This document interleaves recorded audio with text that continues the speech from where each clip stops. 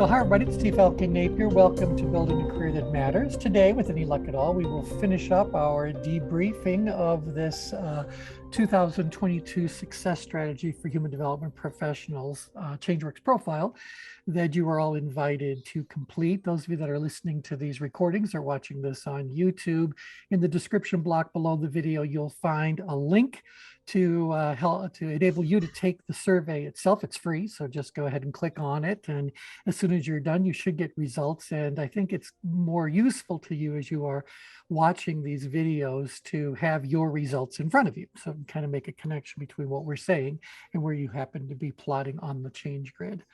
For all of you who have filled it all out, you do know that each one of these alpha characters represents one of you. And so we're looking at a population of 16 people who filled it all out. And we last left off with activity number 8.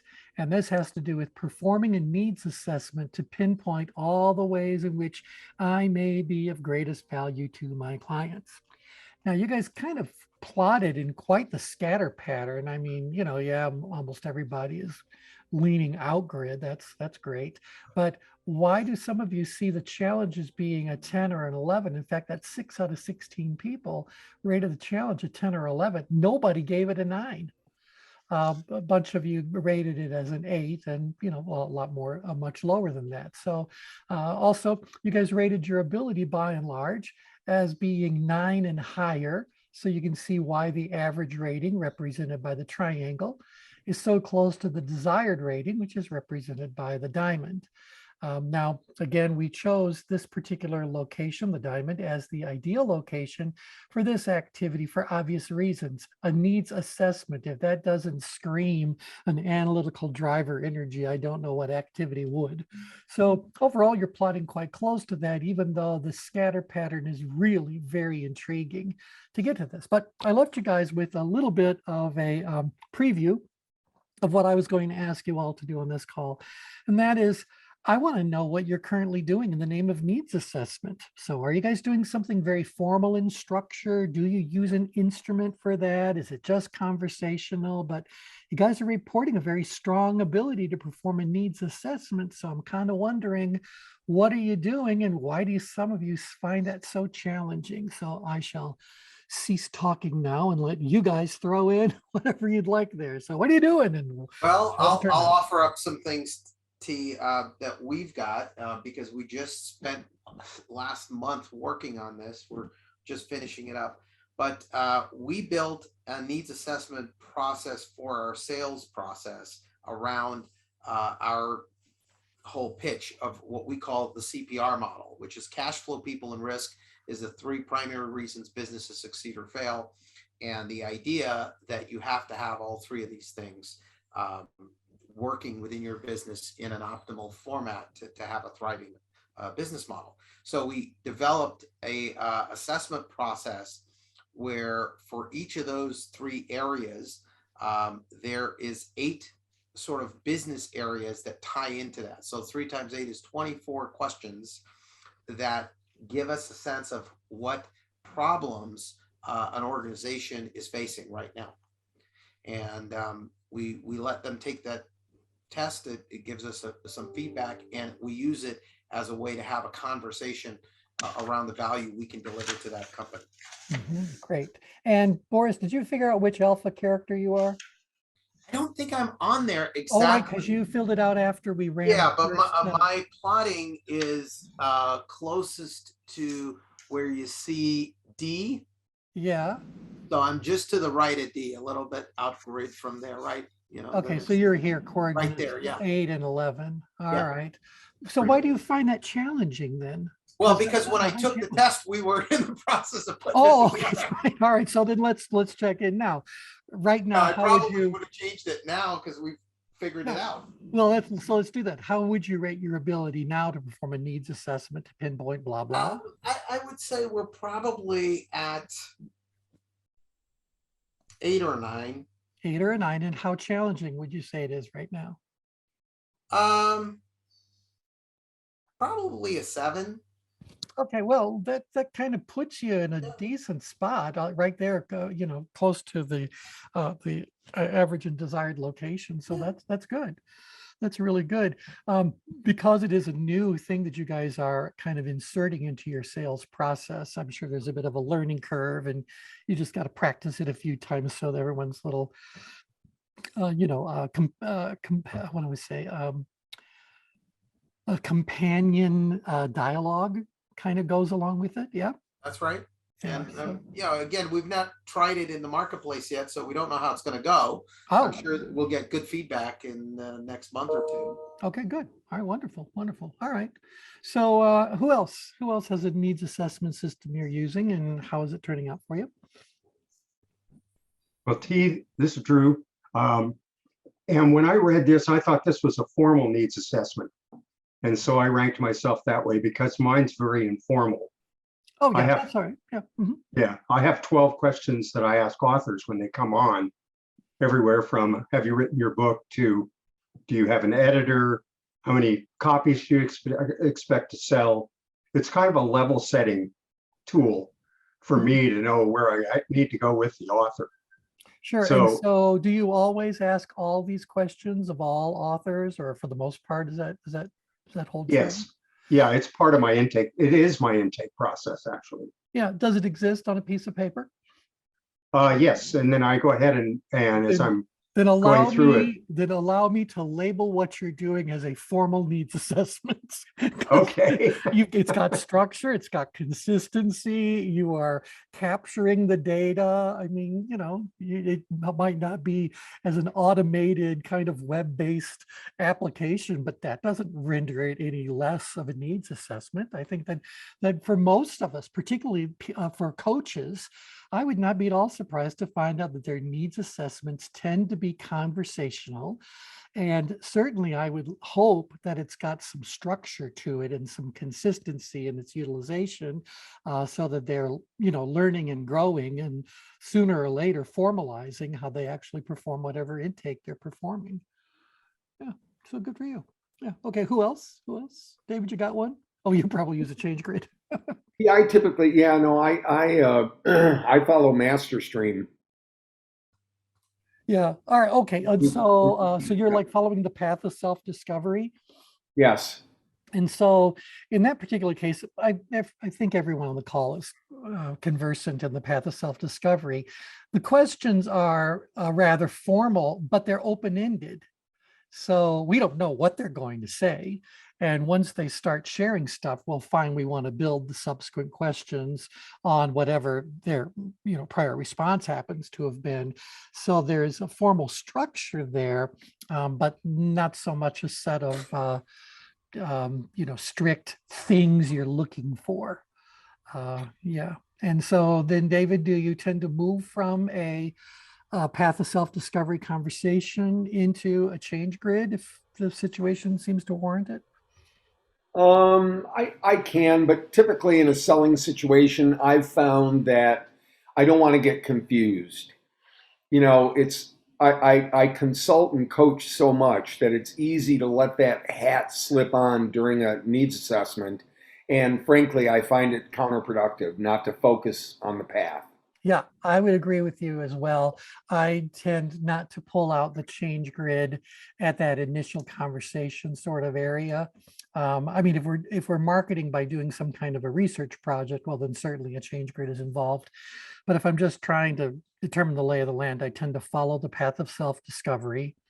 And generally, that does a perfectly fine job of managing productive tension and revealing sufficient information to be able to talk about what the next steps may be. So there you go. Now, if that didn't seem to be enough, then I can certainly say, well, we have an assessment that I think will help us get a deeper understanding. But I never want to make a sales process longer than absolutely necessary. Oh, So don't let me slow them down from saying yes. So, yeah. Okay. Anybody else want to share what you happen to be doing with needs assessments? Yeah, this is Kathy. I'm the K on there. And it's actually describing a much more sort of mediocre kind of response to this question, because I always do needs assessments. I think the way you caught me at a time when I think really transitioning my business. Yes. And so I didn't respond in a way that I think is typical from that standpoint, but I would usually, the way I usually do that with clients is to also do the path of self-discovery, but also something informal in terms of it's conversational, but yes, needs assessment as written down as a set of open-ended questions. Yeah. And something structured from a coaching perspective. So it depends on what I'm doing. But I think because I am transitioning, you're seeing me land in sort of this, this sort of Right, because when it comes to the which is new, not, yeah. So I'm struggling with that one. well, and we can certainly talk about it in detail whenever you Yeah. like privately, but it just Okay. sounds like, because you're moving into whatever the next evolution is, you haven't yet decided or locked in place how you best approach whatever that happens to be. So this makes perfectly good sense.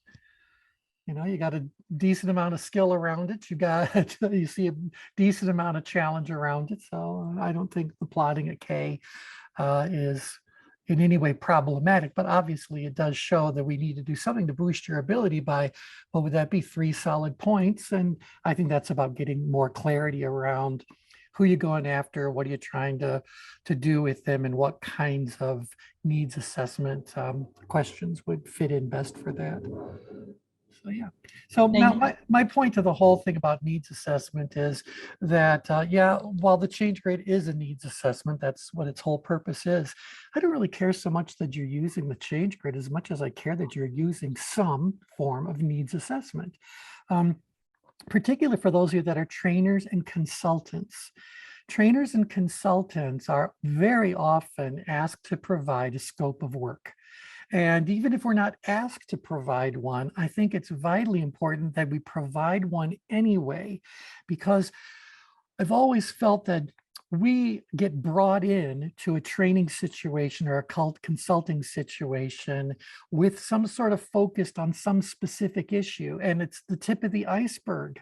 And I hate the feeling that I'm being brought in to take care of some sort of symptom instead of get to really look at and fix the underlying problem. And if we can do a thorough needs assessment, it becomes that much easier for us to say, well, we're more than happy to work on superficial concern A, but we'd much rather work on key issue, 1 star. So, yeah. Okay, thoughts about needs assessments? All right, then again, you guys are kind of all over the place. And so this is another reason why I would encourage you guys to reach out to schedule your one-on-one readings for this. We can talk about some very specific things you need to do. Obviously, the people that are seeing a much higher level of challenge need different kind of coaching and guidance than the people who are like individual P, who's kind of going like, I'm new to the needs assessment thing. What is that? So, we different needs for different people. Oh, and by the way, those of you that are starting to plot down grid, although with the exception of individual C, you're not all that far down grid. This may say it's time to re-examine your needs assessment, maybe update it a little bit. If you're this good at it, then have you learned a lot from using it that might help you to put together an even stronger one, or, whatever. So don't rest on the laurels down here unless you have no trouble at all when it comes to potential. It's untapped potential, exactly right. So I'd love to know if that needs assessment is actually being used to get that scope of work as broad as it can possibly be. Yeah. Okay. Any other comments, questions about activity number 8? All right, then number 9, converting. Just, sometimes sitting here, it's like that movie, My Big Fat Greek Wedding. Do you guys remember that movie? Yes. There's a scene where, what's our gal's name? Who's the star of that famous actress? But anyway, she's working at a travel agency and she's got her headset on and she stands up to go and do something and the headset yanks her back and she falls on the ground. I seem like I've got that relationship with this new microphone that I'm using.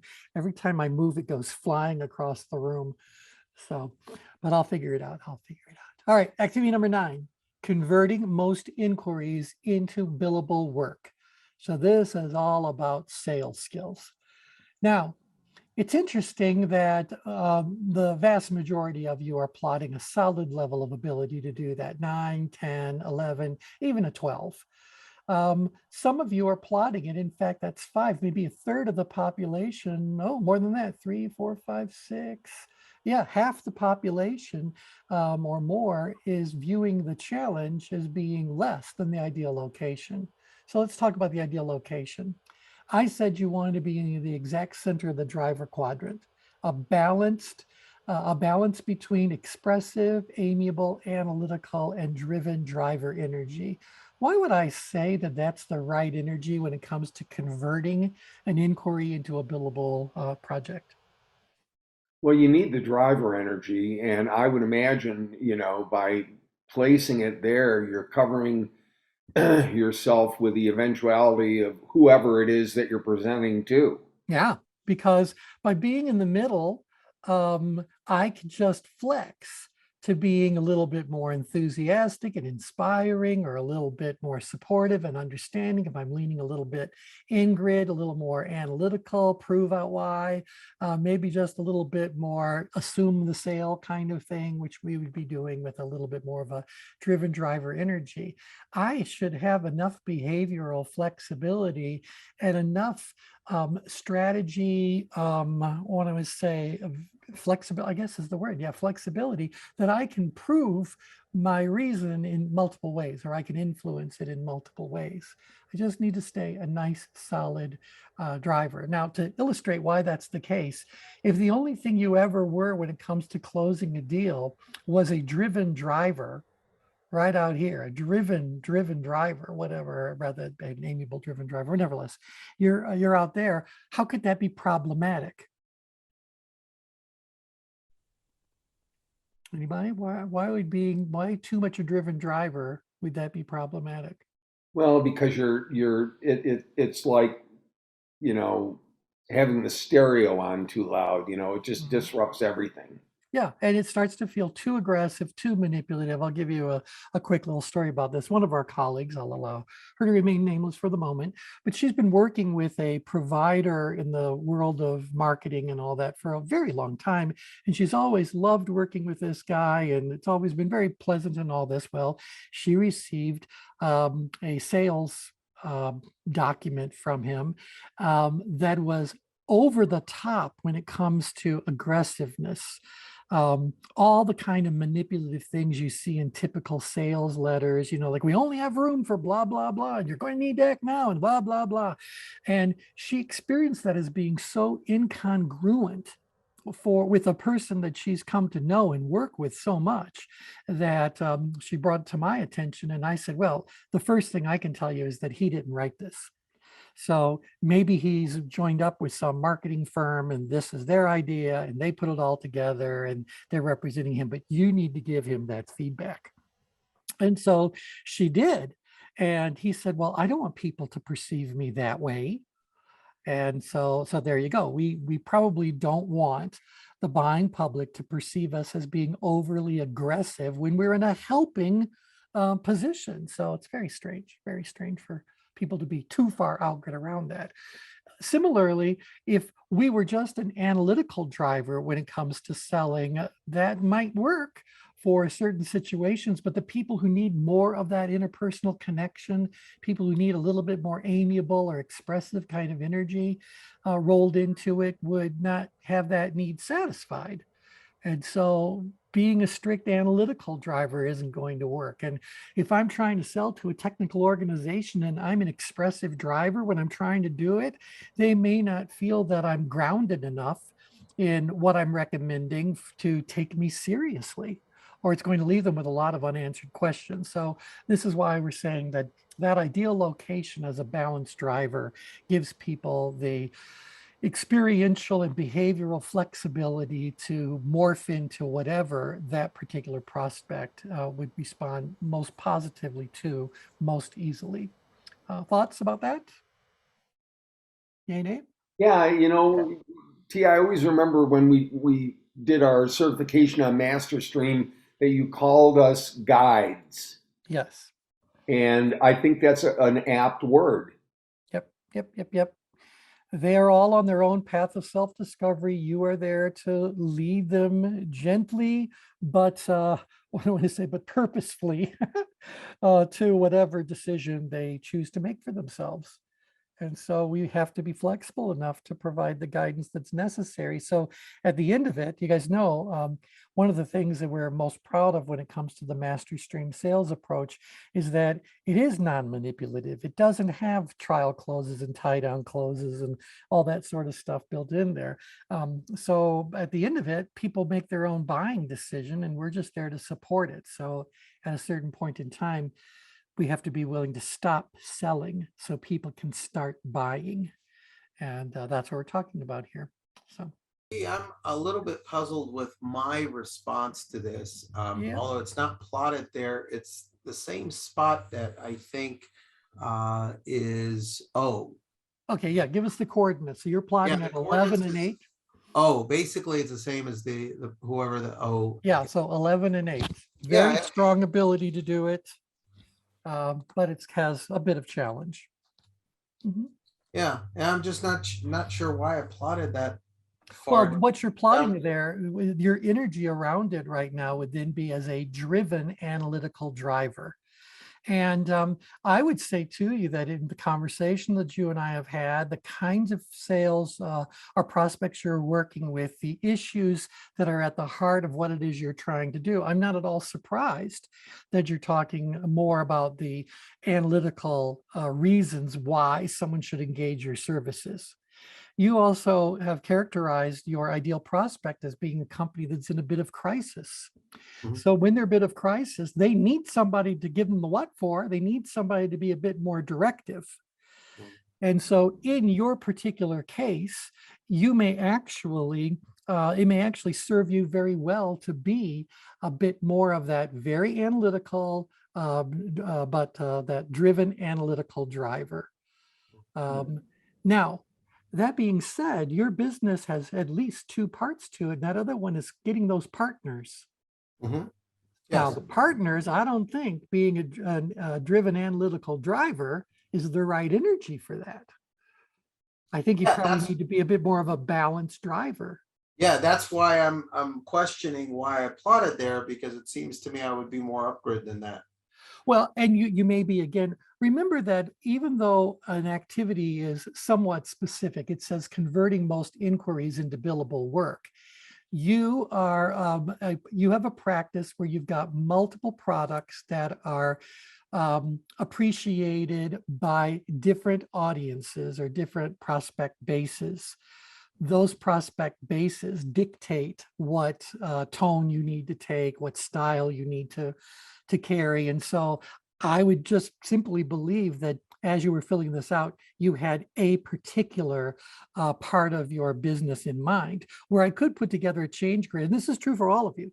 If you're Mhm. selling multiple products and those products go to varying populations, I would say to you, instead of just leaving this as the generic one it is, how about converting most inquiries about the business opportunity into billable work or into the opportunity, Mhm. converting most inquiries from companies in crisis into billable work, and come up with a separate line item for each of your different products or services that you are marketing.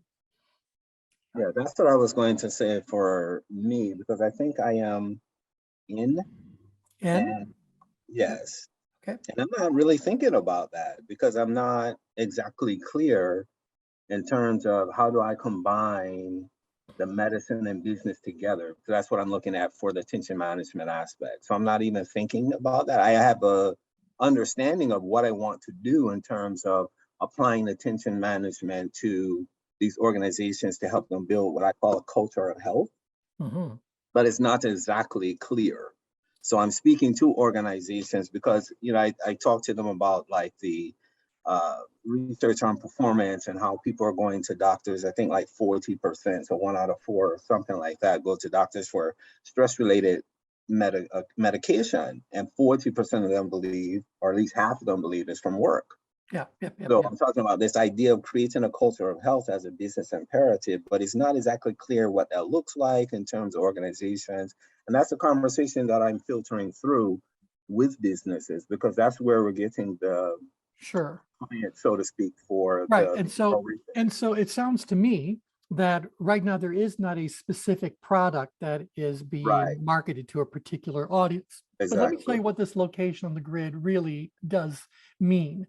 And then you can tell me if this resonates with you. Now, again, those of you who have your own comprehensive adjective map, you can pull it out and look at the adjectives that land there. But this is a place on the change grid where collaborative problem solving tends to live. So Mhm. nobody has the answers. That's why it's okay that the ability is moderate. They view it as being challenging, more of a puzzle to sort out. And so they like to reach out to other people, get more information. Again, if you look at what we're looking at here, this is a driven, analytical, expressive, wow, on the border of an amiable, expressive driver. I could get more specific with that particular location, but there's a very strong interpersonal element that's coming into play at this location on the change grid. And so when it comes to creative problem solving, collaborative puzzling, that's what happens right here. And so that may very well be the best place for you to be right now when it Exactly. comes to where your enterprise sits. And that's exactly it. What I'm focusing on is, I had a business background before medical school. So what I'm focusing on is what's called customer development. And customer development, you actually create the client, right? So you're Yeah. having the real conversations with them using your content in terms of how to position it for a solution. So you're finding out real data Yeah. from them. And so it's exactly it. It's customer development. It's a creative Well, way right. of actually building something that people want instead of hoping they actually want it. That's right. Now, ultimately, that exercise, as you've just characterized it, is an analytical driver activity. But that means in order for you to do that exercise, you have to narrow down who you're going after. Right now, you're plotting where that narrowing down hasn't happened quite yet. No, I'm speaking to many different organizations. Like it's That's not right. one sector, it's not one industry. It's Right. I'm collecting as many as I can. Right. Now, once you've identified whatever it is you're seeking to identify from all that, to do that exercise, and again, all of you guys unmute and chime in with if you want to, if you got stuff you want to add or you want to know how I came to say what I just came to say.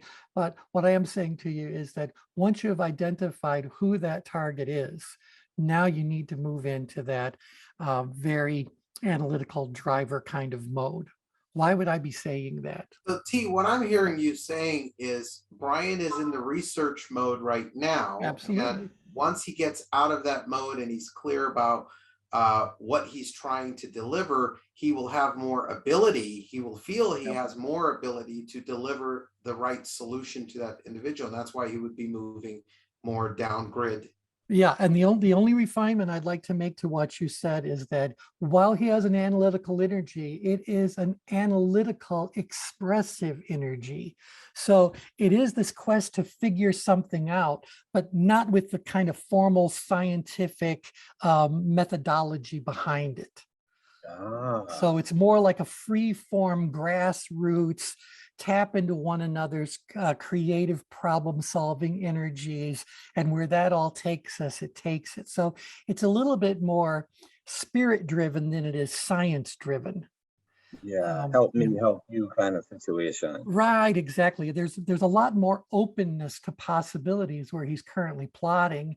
As we move further out grid and further into an analytical mode, openness gives way to something that is more selective, structured, deliberate, intentional, whatever word you want to use for that. And where he's plotting right now, he's still very much in the formative, exploratory, again, I chose grassroots, but not grassroots, including every citizen coast to coast, but among the colleagues and peers that he's working with, we want this to arise naturally from that population. And once whatever arises, okay, now we got a different set of work to do. Right, that's good. Okay. All right.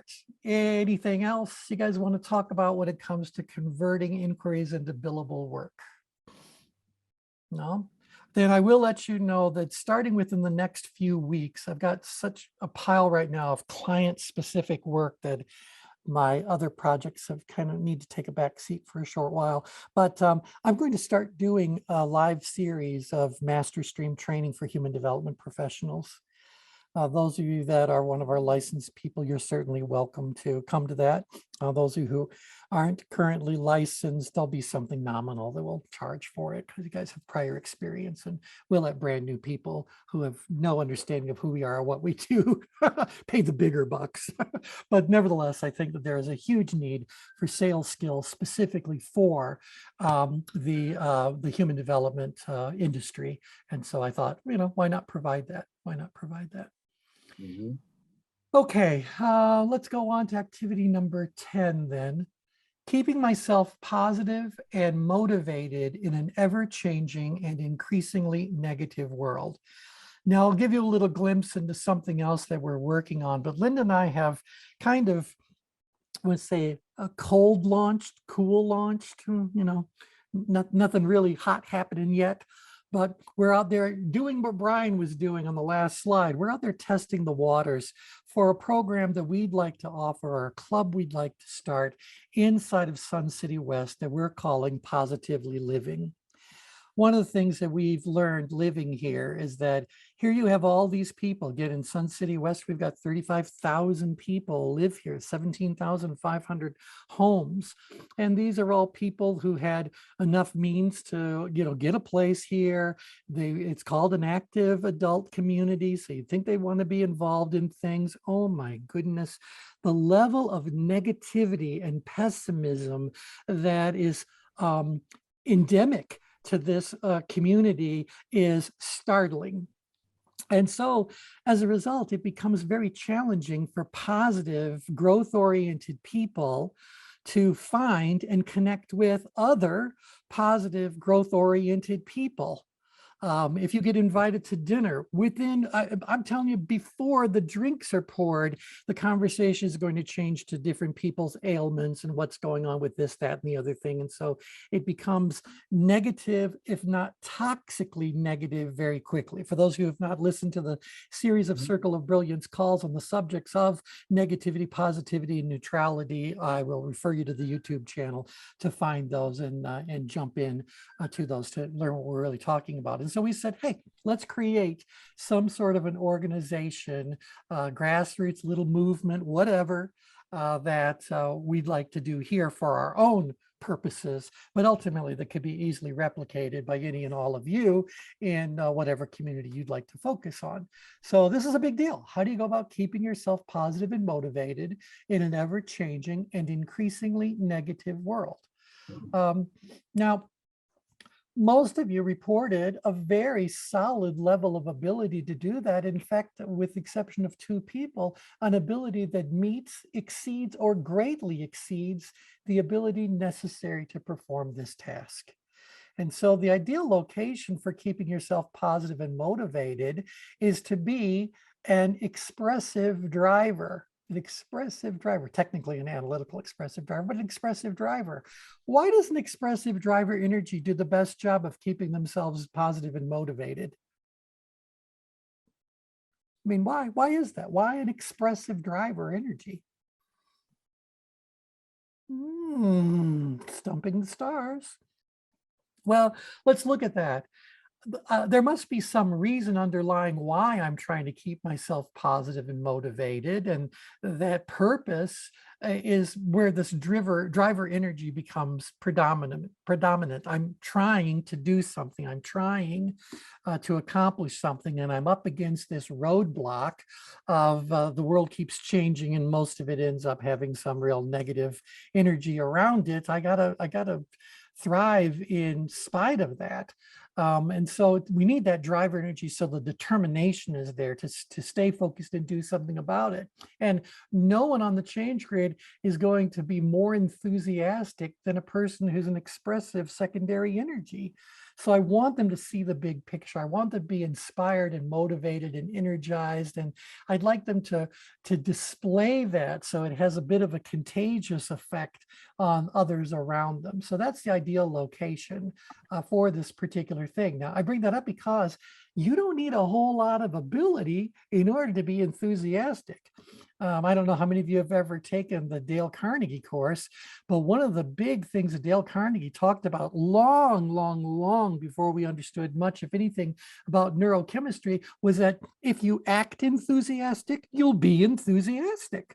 Within a matter of a very few minutes, that kind of deliberate, artificial sort of mindset becomes real. And when it does, guess what? Now you really are motivated. You really are enthusiastic. And so now we can explain exactly why that happened in terms of neurochemicals. But Dale Carnegie made that course, I think, in 1930 or 1940. I forget, but it's been around for a long time. So yeah. So this knowledge that if you act a particular way, you become that particular way has always been known. In fact, is it James Allen who wrote As a Man Thinketh? Yeah. You know that? Yeah. And I don't remember when that book was written, but even then he was saying whatever you think about, you have a tendency to manifest. You are the physical manifestation of your thoughts. And so change your thoughts and you change yourself. Or if you want to change yourself, you have to begin by changing your mind, changing your thought process. He didn't know anything about neurochemicals. Yeah, so most people will think, and that's what the research shows, most think that the behavior comes first, but really identity comes first, and then you behave on it. Yep. Right? So that's the pathway, if you will, of how something becomes synaptically strong in the brain in terms That's of right. your way into it, literally. That's right. That's right. Even in NLP, if you look at where behavior comes from and the progression it teaches, it says that equal contributions or what could be equal contributions between your attitudes and your beliefs give rise to a set of behaviors. It doesn't say, hey, the behavior leads to attitudes and beliefs. It's the other way around. That being said, they also know that if you go out there and you perform a particular behavior, your attitudes and beliefs will soon therefore change. And I'll give you an example of this. How many of you have ever just not felt like exercising, but you made yourself do it, and within a few minutes you went like, oh, this is fine. I don't know why I was resisting this. So sometimes by forcing the behavior, we can change our attitudes and beliefs. We can put it to the test. Yeah. So for me, I'm wondering downgrid. Again, I'm You're in. Yep. So, that's the first thing I do in the morning before I do anything else without fail. Like how it doesn't matter. So I'm wondering, am I just doing that out of habit? It just become like this rote kind of thing to do. And I need to RTB, like raise the bar. Well, and you certainly could look into that. But remember, we said that every one of us wake up every day with a certain bowl of neurochemical soup. And part of that neurochemical soup, first thing in the morning, has got to be based on things like how we slept or what our genetics are, what's our natural kind of state. And then the thoughts start coming into play, and very quickly the bowl of soup gets stirred up.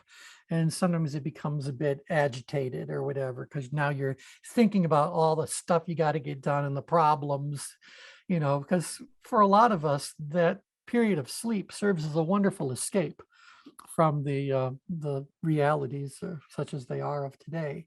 So Brian, I would not be at all surprised to find out that a long habit of practicing those things that keep yourself positive and motivated are enduring in your bowl of neurochemical soup.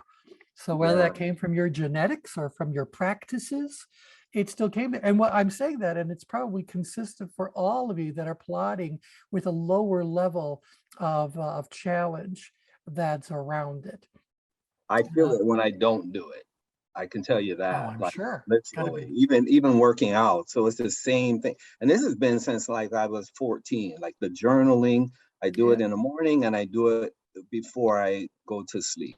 Yep, yep, without yep. question And every day. so many of you on the call, and those of you that are watching the video can come up with your own life experiences. For example, I know that Kathy is very much into meditation, Mhm. and some of you are very much involved with mindfulness and things like that. And you're talking about exercise. I exercise a lot.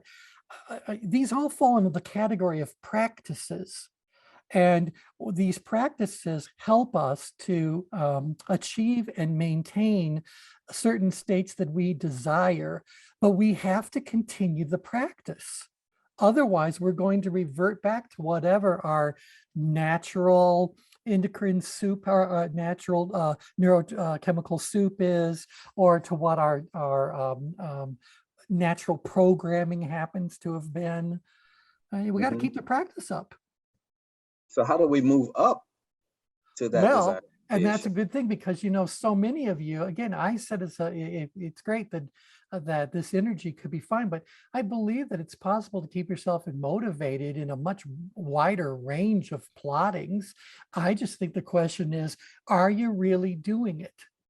Mm. Or have you decided that what you think you're experiencing as positivity and motivation is the gold standard for positivity and motivation? So we need to go back to those upgrade maneuvers. Sometimes we need to re-examine the metrics against which we are measuring our performance or whatever. And maybe it is time to raise the bar. Maybe it is time to become a little more tuned in to it. Going back to our talks we did on negativity and positivity, remember one of the hallmarks we shared about negativity in particular is that negative people don't realize they're being negative. And so Mhm. I believe that people who are by and large positive people are still going to have negative situations arise and are still going to respond emotionally to whatever those situations are in whatever way they do. And I just wonder if that negativity is silently creeping in to your reality, but hasn't been, what to say, identified or noticed strongly enough yet to say, Mhm. I need to get back into my practices.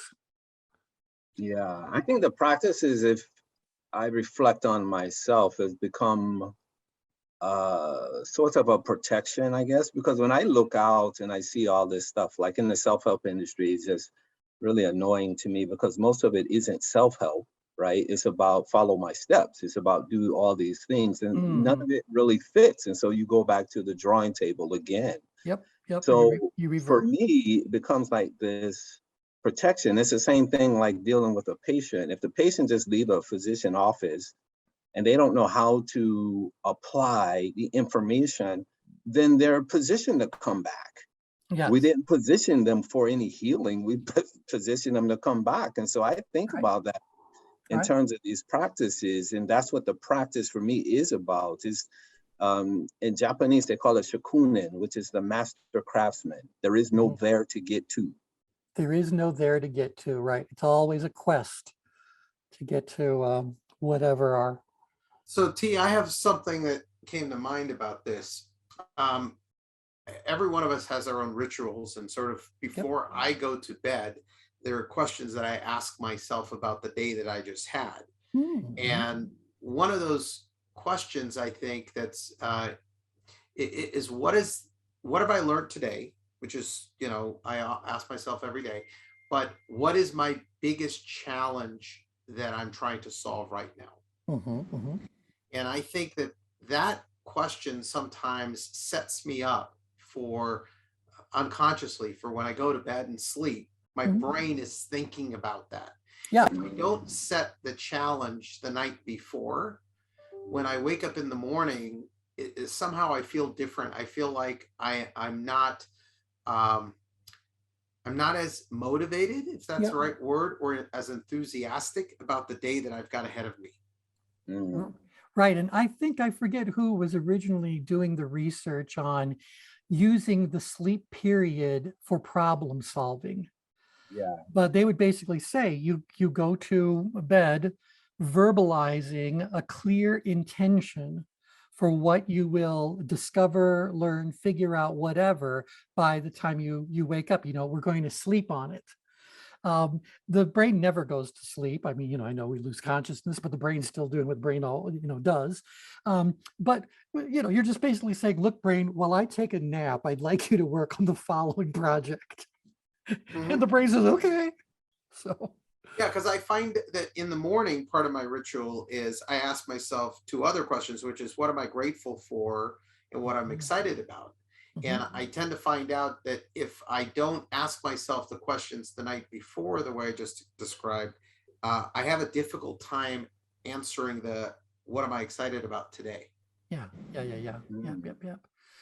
Well, this is kind of leading into another aspect of Activity 10 I wanted to talk about, and we only have 10 minutes left, so we'll finish up the last two of these on Thursday. But there has been a resurgence of interest in biphasic sleeping. Are any of you familiar with the concept of biphasic sleeping or polyphasic sleeping? Mhm. No? Okay. Worth looking up for sure. But by pouring through all kinds of literature, and I'm talking about novels, all sorts of things dating way, way, way, way back, prior to the invention of incandescent lighting, humans had a tendency to sleep, to have two distinct periods of sleep each night, not one big, long 8-hour sleep block. They were driven more by the positions of the sun or how light it was outside. So they'd come in after it got dark, they would eat and have a little bit of family time, and then they went to bed. Well, they went to bed and would sleep, say, from 9 o'clock until midnight, 1 o'clock in the morning. Today, we would say they would complete 2 complete REM cycles. So that would be 3 plus slightly more than 3 hours. And then they would wake up. And they wouldn't just wake up, they would wake up and get up.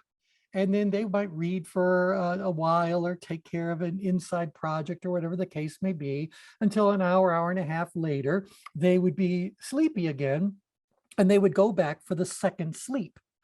And one of the things identified that the first sleep was all about restoring one's energy, so replenishing one's battery. And the second sleep was all about doing more creative kinds of a thing. So a little bit more. In fact, they would say to you that your first sleep, you should be on your left side, and on your second sleep, you should be on your right side. So have any of you ever heard any of that or whatever?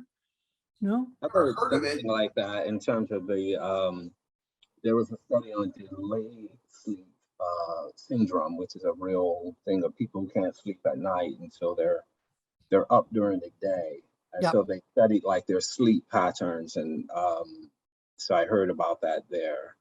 Yeah. And for a lot of people with insomnia, they tend to wake up in the middle of the night and struggle to go back to sleep. And it may very well be that they are a biphasic sleeper, in which case, don't lay in bed and be frustrated that you can't go back to sleep. Get out of bed. Don't anchor negative feelings and emotions to the bed. In fact, I shared with one of them, I said, you need to look at your bed as being a place of resting and a place of occasionally having some fun. Other than that, you don't use the bed. So get out of the bed. That's not what the bed is for. So if you're thinking, preoccupied, worrying, don't anchor that to the bed itself. Get up, go sit someplace else, do whatever. And when you're tired again, go back to that place that you know is a place where you restore. So I think that a lot of people who label themselves as insomniacs are trying to live in a world that believes a single period of 8 hours of sleep is ideal. And that's not the case. For some people, polyphasic sleeping is more true. And people like Detroit Edison by Thomas Edison and some other inventor types that you read about, they would pretty much just have longer naps frequently throughout the day. And generally that would be about an hour and a half, long enough for one REM cycle to be completed. So T, when I have had that experience in the past, I've thought to myself that something is wrong. In fact, I would have a problem because I would wake up, go usually to another room because I didn't want to wake my wife, end up laying there with an iPad or something. And I was up for hours and then eventually get so tired I'd fall asleep. And that second sleep, actually, I was groggy the rest of the day because I think I'm spending all that time on the iPad or the phone with the light and everything else, as opposed to maybe what I should have done is tried to do some work, or Mhm. without a computer, obviously, or Right, trying right. to Yeah, that's read true. something. Yeah, yep, Right. yep. Yep. So basically, they're just saying that technology and their research goes back to the advent of incandescent lighting. That's where we started thinking more and more about this, single phase sleeping. Even in this area of the country, there is still the whole appreciation of a siesta. A siesta is not a 10-minute nap. A siesta is a full hour and a half to 2 hours Mhm. of napping that people take. And they, by the way, they don't have lunch and have a siesta. Oh, no, no, no, no, no. Lunch was at noon. The siesta tends to be about 2 o'clock. Yep. So, okay, anywho, I think that that's just another thing, because I go back to this about keeping yourself positive and motivated. I believe a lot of our positivity and our motivation is tied to the quality and quantity of sleep that we're receiving. And Mhm. so if you guys are having any kind of sleep disturbances, I would encourage you to look into this whole biphasic sleeping kind of thing and maybe give it a try, and see if that helps you to stay restored. Or if you recognize that if you stop feeling guilty about taking a nap, and I'm saying taking a nap that your body wants you to take every day, you might find yourself to have a much better attitude, much more motivated, and obviously much more physically energized after whatever that. So that nap Yep. improves cognitive functioning, that nap improves mood and all that. So why have we put kind of a negative cloud over people who nap? Exactly. I have a 20-year love affair with siestas. Exactly, exactly. When we first kind of semi-retired, people go like, well, what's your goal in retirement? And I said, to perfect the art of napping. And I love taking a nap, but unless it's an hour and a half, I don't want it. So these people who can cat nap for 5-10 minutes, no, I'm just going to drool on myself and feel miserable when I come out of it too soon. So, no. Yep. T. Kennedy used to nap a lot, and apparently they did do some research on that. And I don't know if it was like a 20-minute nap, but Yep. apparently just that position will stimulate the adrenals and why people kind of get a second surge of energy. Right. Again, because of we're anchoring it to that body position, anchoring it to that place, the Right. ritual that comes along with going to bed. And so, whatever works for people works for people. I just want I want everyone to grant themselves permission. And I would even say this to a corporate client: you should have quiet rooms in your facility, because Mhm. that after lunch lull that comes in, that crash that happens mid-afternoon, that's costing you productivity. And it costs you more to have employees who are fighting against it than it is to let employees take their 10-minute, if that's what they want, kind of a Right. cat nap, That's So, exactly it. That's why I hate when I keep reading about stress as the enemy, stress is killing, and no, too much stress all at once is deleterious. But stress in your body's always releasing stress from the adrenal glands for different reasons of functionality. right. But what tends to Absolutely right. happen is once that process begins, the hypothalamus and the pituitary gland regulates it. That's their job, is to help regulate it. Yep. And that's a product of whatever activity you're engaged in and the quality of that activity that you're engaged in. So transitioning from one activity to another, like I was explaining to this business, they should be concerned with that. But most people, if they have an extra 10 or 15 minutes, they're trying to fill it with more stuff. Right. And so they minimize subtractive thinking. They minimize subtracting things that isn't creating value for them under the guise of productivity and execution, all these key words that businesses love, but they're going about it in the wrong way. Right. Absolutely right. And again, staying in line with what this activity is all about, if you are depriving yourself of that restorative kind of moment, well, how's that going to affect your attitude, your motivation, your cognitive functioning, your ability to even follow through and do what needs to be done? It's kind of like, it's time for us to kind of look at this and say, a lot of keeping myself positive and motivated may be about deliberate thinking and the practices we were talking about, but maybe an equally big part of it is about kind of hygienic sorts of things, quality of sleep, the quality of the diet that we happen to be eating, exercising. Maybe those things are just as important when it comes to keeping ourselves positive and motivated than having, nothing but want to say, what do you call them when you're giving yourself messages? Why did I just forget that? Affirmations. Maybe it's not just about affirmations and things like that. So anyway, I'm babbling, but you guys get the point. I think there's a lot more to this than what seems to be meeting the eye. This is Okay, good. yeah, final comments? It was really good. Thank you. Yeah, all right, so we'll finish up the Thank the last you. two. Yeah, you're welcome. The last two, by the way, just so you guys know, are on managing personal time and energy effectively. We will make reference back to sleeping and energy. And then developing the exit strategy. I know most of you well enough to know that we're all getting to that point in life where we're in the autumn of our businesses, maybe even the winter of our businesses.